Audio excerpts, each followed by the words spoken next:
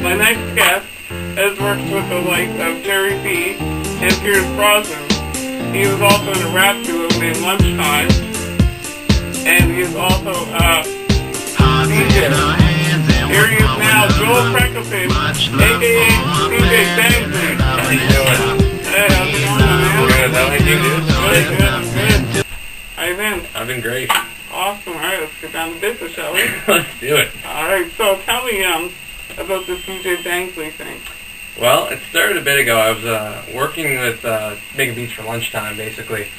And I didn't think, a lot of my beats were electronic. They weren't so much hip-hop. Yeah. And so I started to see after time that, I was moving into a different genre without realizing it. And it happened that I went to a Toronto concert. Well, I know. Yeah, and it was basically all electronic DJs playing their music.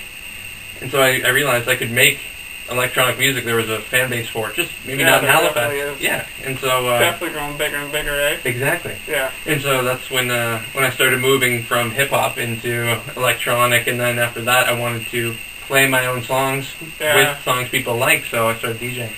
Right on. Is it hard to make your own music? It takes time. It takes time. It totally depends. I mean, I have some half-finished songs that I just can't figure out a melody for yet. You come back a couple weeks later, maybe chip away. So it's definitely not easy, but once you get the hang of it, I think it can go pretty smooth. All right, man. Cool. Right on. So tell me about LunchTime.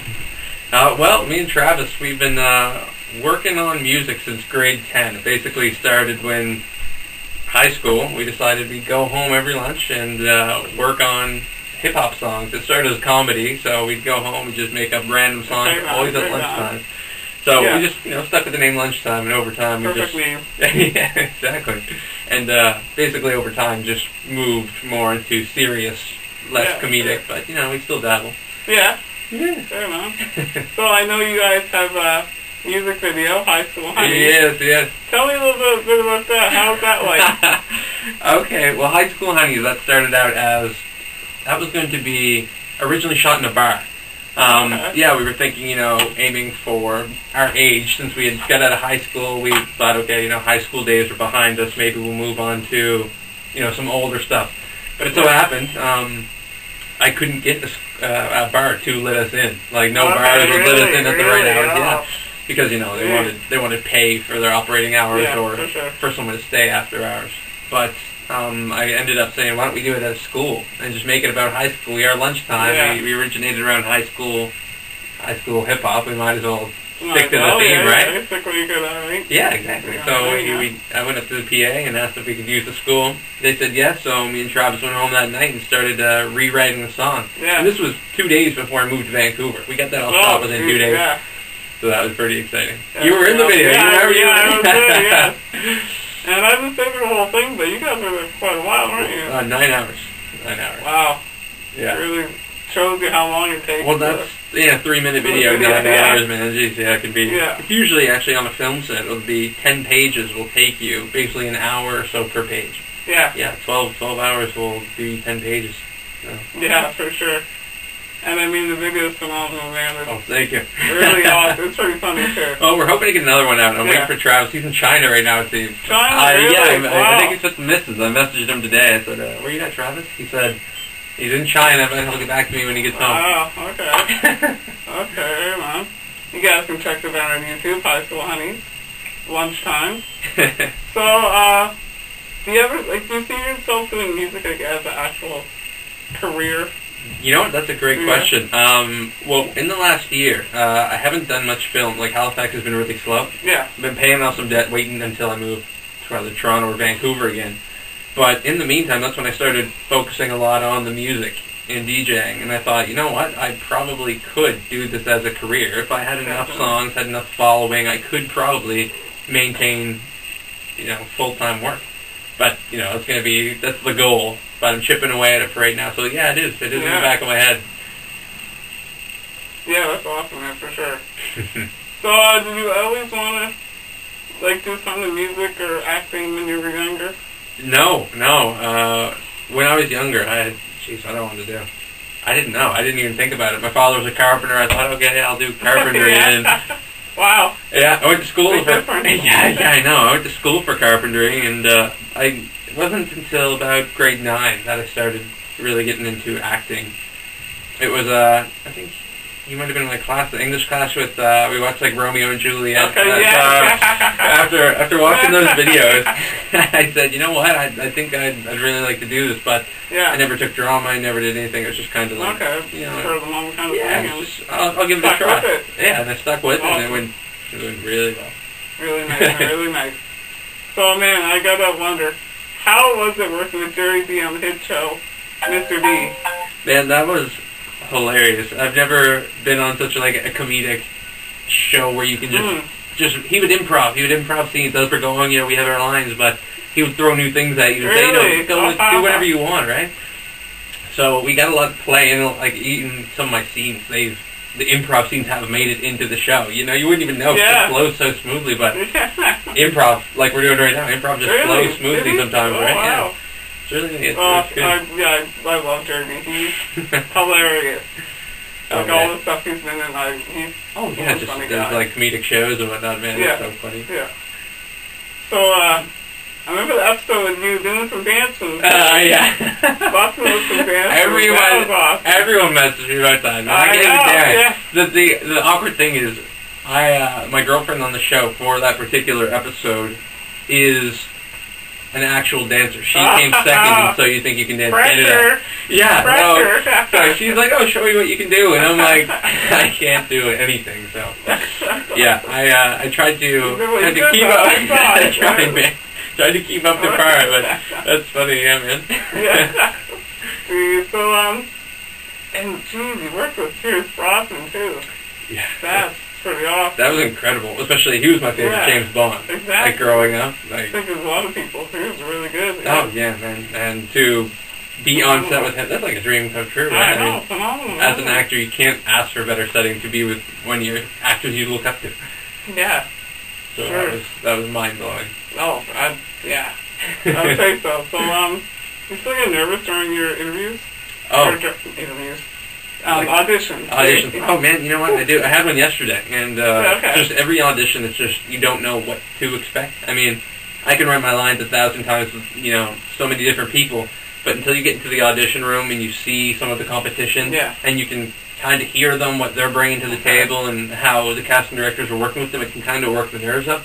So yeah, every audition I still get pretty shaky. It's not until after the audition I'm like, I completely forget about it, and it's completely. And I did say interviews, sir. Are you nervous now? No, I like interviews. Interviews are really relaxed. You get to sit back and kind of enjoy one another's company, right? So it's good. Sure, right on. So, what do you like doing better, movies or TV, or do you have a preference? That's a good question. Man. It depends. Movies, they usually have a higher budget, so they can be potentially more exciting. Yeah, for sure. But film is more steady work. Okay. And so, you get to be on set a lot more. Yeah. For example, you might get a feature film in one day, which will be cool. You're on a bigger set, a lot of people running around. But then again, on a TV show, you can just go day by day. You might get 4 days on a set, which can really be, you can really bond with people over that. For sure. So I don't know. I like doing both. I'll take whatever I can get. Yeah, to be honest, right? There you go. So I know you and your girlfriend have been together since high school. Yes. So is the lifestyle of acting difficult to uphold a relationship? Not at all. Not if you. That's a good question. If you work well together. Yeah. You kind of explain. I haven't had to do any kissing scenes or any love-making scenes, so that hasn't come up. But no, it's not hard. I mean, if I can keep money flowing in, then it's not an issue, right? So. Yeah. And I set realistic goals. I'm not saying to myself, hey, I want to be the next big thing, right? I know what I can do, how long it takes to get there, and by keeping a realistic head about things, you can still be with your friends and family without having to lose relationships over. Sure. Some people just cut their ties and say, I'm moving to Los Angeles without anything on their resume, right? I'm working, me and my girlfriend together, we work with what she wants to do when she's older, what I want to do, and how are we going to work that out, right? So it's all about communication, really. Yeah, as long as there's someone supportive. Yeah, exactly. So support, communication, you just got to talk about it, right? What do you want, what do they want?